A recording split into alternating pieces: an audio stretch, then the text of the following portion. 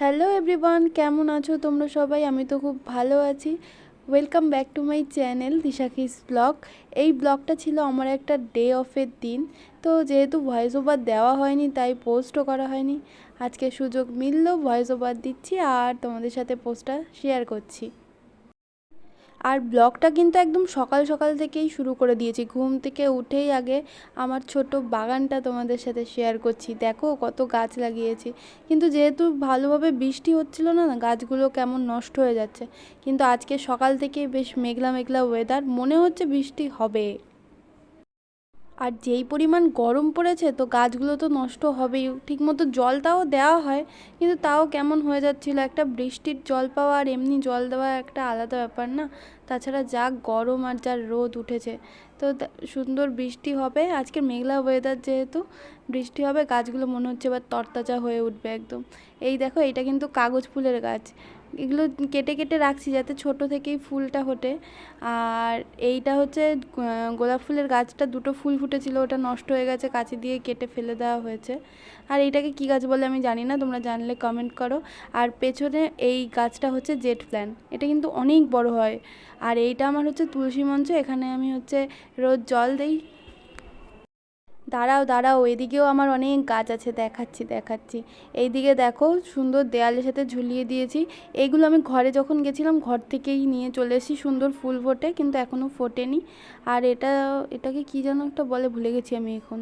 যাই হোক, আর ওখানে হচ্ছে টাইম ফুল লাগানো আছে। আর এখানেও একটা হলুদ রঙের কী ফুল ফোটে, আমি নাম জানি না ঠিক। এগুলোকে এরকম হ্যাঙ্গিং করে রাখা হয়েছে, কিন্তু এখনও সেভাবে ফুল ফোটেনি। কিন্তু ফুল ফুটলে তোমাদের সাথে শেয়ার করব, খুব সুন্দর দেখতে লাগবে।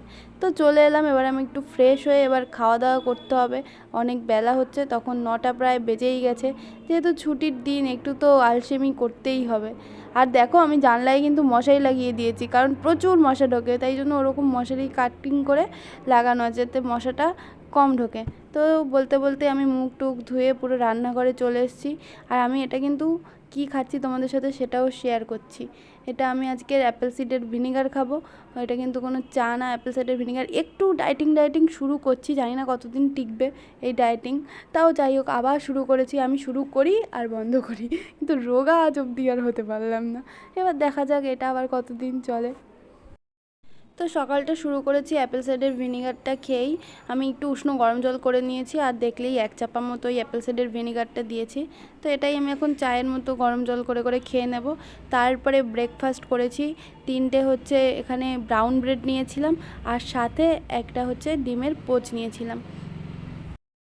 আর হ্যাঁ, অ্যাপেল সাইডার ভিনিগারটা খাওয়ার পর আমি থাইরয়েডের ওষুধ খাই রেগুলার। ওটা খাওয়ার পর আধ ঘন্টা হওয়ার পর ব্রেকফাস্টটা করতে করতেই ওদিকে দেখি হাওয়া পুরো একদম ঝড় ছেড়ে গেছে। দৌড়ে বাইরে চলে গেলাম, দেখে নিই একটু কেমন হাওয়া দিচ্ছে। তাই দৌড়ে চলে এলাম যে তোমাদের সাথে শেয়ার করি। বলেছিলাম না যে বৃষ্টি হবে, মেঘলা ওয়েদার। দেখো কি সুন্দর হাওয়া দিচ্ছে। তো এদিকে আমি দুপুরে রান্নাও করছিলাম। এদিকে ভাত হয়ে গেছে, পটল ভাজা করে ফেলেছি। আর এদিকে আজকে চিকেন করছিলাম, চিকেন।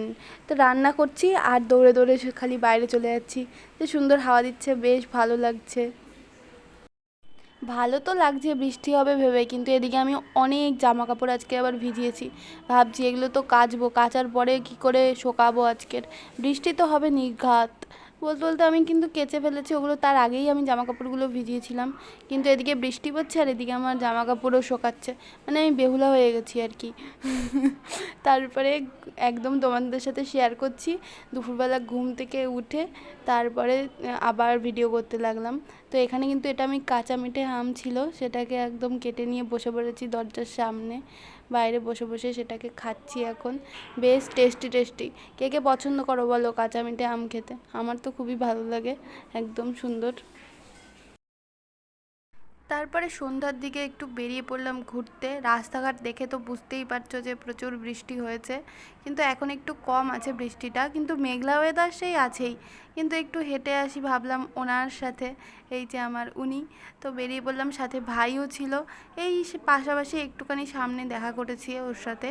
এখানটা একটা পার্ক আছে কাছাকাছি, ঝিল মতো বড়, ওখানেই এসছি। তো ওয়েদারটা কিন্তু খুব সুন্দর। আমার ক্যামেরাটায় আমি ঠিক করে মানে দেখাতে পারছি না, কতটা বুঝতে পারছো জানি না, বেশ সুন্দর। তো পার্কে ঢোকার আগেই এখানে ফুচকা খাওয়ার পর আমরা দুজন মিলে চুরমুর খাচ্ছি, খেয়ে পুরো সোজা চলে গেলাম পার্কে।